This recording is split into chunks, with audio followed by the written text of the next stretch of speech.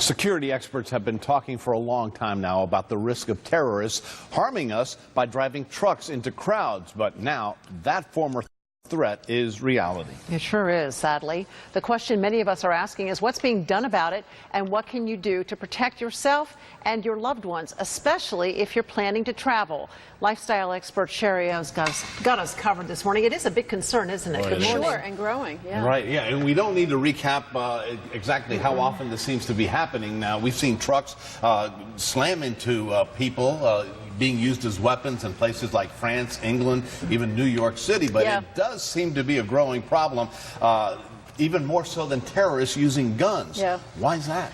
Well, about 3 years ago, a leader in the ISIS community issued a mandate to all of his followers and said, use whatever weapons you can, including trucks. And trucks make sense, you guys, because they're big and powerful. They can break through barriers and do a lot of harm at one time. They can conceal things like bombs, and they're everywhere, so we just don't suspect them. So it's sort of a natural, and it's probably a problem that will continue to grow. And it's been awful, though, some of the events they've pulled off of these trucks in France. My goodness. So what can be done about it? Well, so what we don't know is that the industry, the trucking industry, the truck leasing industry, and law enforcement, even the Transportation Administration, have been working together with guidelines and issuing things within the industry to let people know how to keep an eye out and make sure that trucks don't fall into the wrong hands. But there are a lot of things that we're going to be seeing, mostly falling into three buckets. So it's the security personnel, the barriers, and also different types of remedial access to different events. So, for example, we're going to see more police at events, but also more armed police and more active. So rather than just standing around and having a presence, they'll have dogs, they'll be doing checkpoints. Barriers are going to come in all shapes and sizes, and a whole new industry is forming, you guys, creating barriers that don't look menacing. So barriers that look like planters.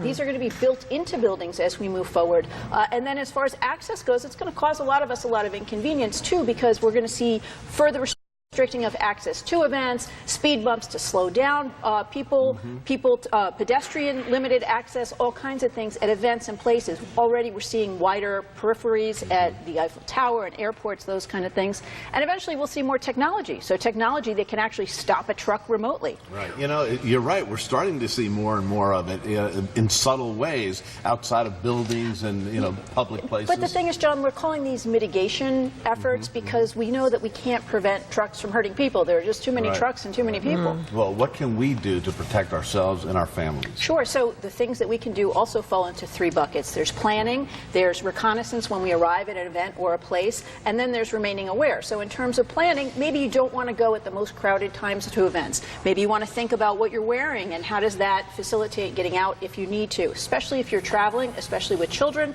you want to make sure that there are contact and access information easily available on everyone.